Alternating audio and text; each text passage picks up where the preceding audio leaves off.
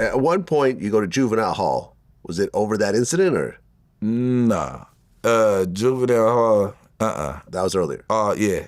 Because then you moved to Atlanta around 17? Okay, so I was already, when I got shot at 19, I was already living in Atlanta. Right. Yeah, I moved, right? I went to college in Atlanta. So I went to juvenile hall, okay, 12th grade, right before 12th grade started. I came back from basketball prep school in Mississippi. I caught a case that summer, but it was a pistol case. And when I went on a high-speed chase, when I ran, I ended up throwing the clip one way, and then I ran a couple more blocks and threw the gun. So they found the gun with no clip. So that's a misdemeanor because it wasn't like, you know what I'm saying? So I didn't know that. So they ended up giving me probation.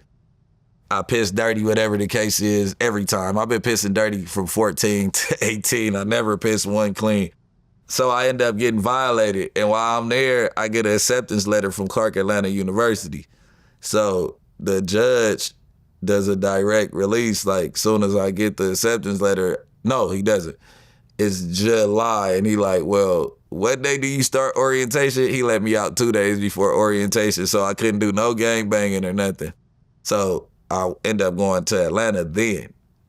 But I was making trips back and forth all the time. Hustling. Yeah. Okay, so you're staying in Atlanta, and you meet Big Meech and BMF. Yeah. So I meet Bleu DaVinci. Yep. I meet Baby Blue. The twins are my cousins. The twin that works with Coach K, I think he's over there at Motown right now also. But yeah, Marnell Tranell, those are my cousins. Baby Blue, rest in peace. I just was thinking about Baby Blue. Baby Blue like my cousin too.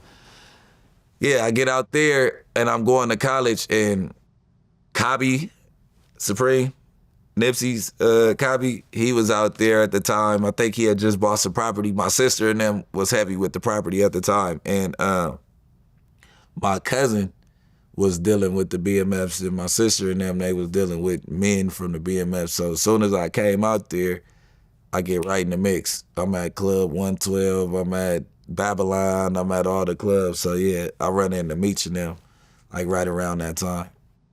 Yeah, I think it was around 2004, like late 2004. That's when I was, BMF had this big event, and they flew in a bunch of DJs and stuff like that. To Miami or Atlanta? Atlanta. Was it at Compound? It was right after Wolf got killed because Meech was on house arrest with an ankle monitor. Yeah. I remember I was at his house. Yeah.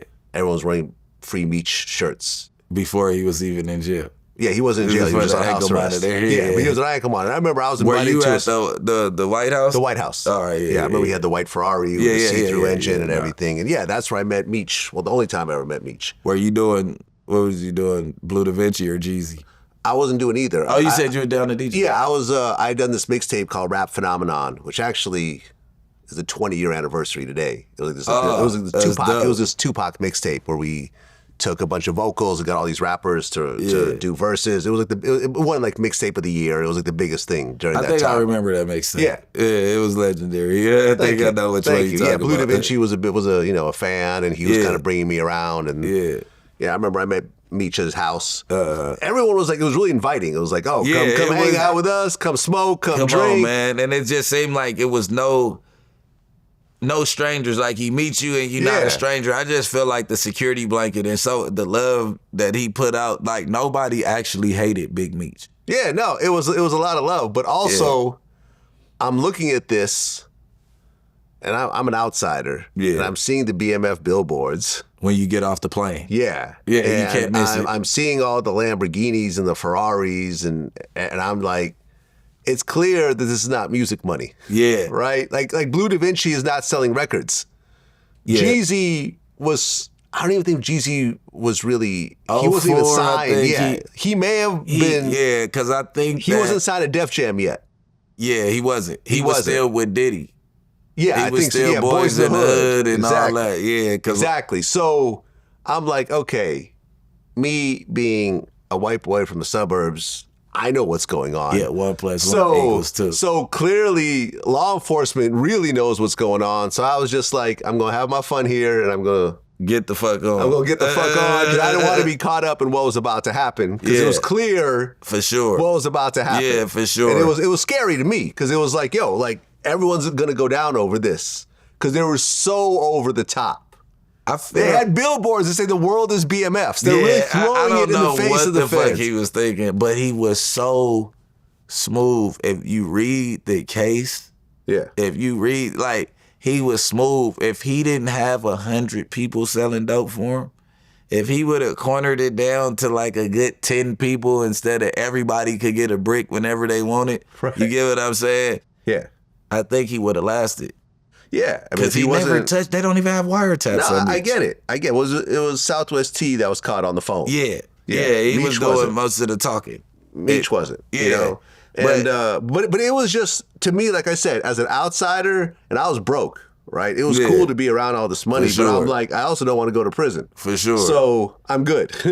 Your early wave was missed because you being a DJ, these DJs and these music people were putting significant numbers on Meech for like marketing and rollout and stuff. Yeah, like, no, I could have, you know, because they were fucking with me, but I also was like, man, I'll just go back to being broke, bro. I don't want to be put in a position where I was gonna have to be somehow tied into all this. Yeah, and you it's know like, what I'm saying? I'm for the show not taking a rap for you, and I don't want to be in a position to I where... don't want to be like, you know, where they forced me to wear a wire or something. I didn't want to be part of none of that. So I just... for sure. I partied, and then, you know, me and Bleu, I think, had another couple of interviews over the years or whatever, but I was like, yo, I'm good.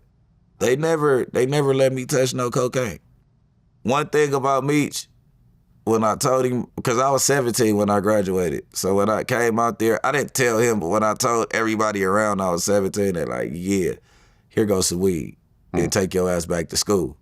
You get what I'm saying? They never wanted me to drop out. It was never a situation where they was trying to take me away. They really was trying to get me to, you know, like, I was, what was my major? Criminal justice. They really was trying to get me to be as smart as I could be. You get what I'm saying?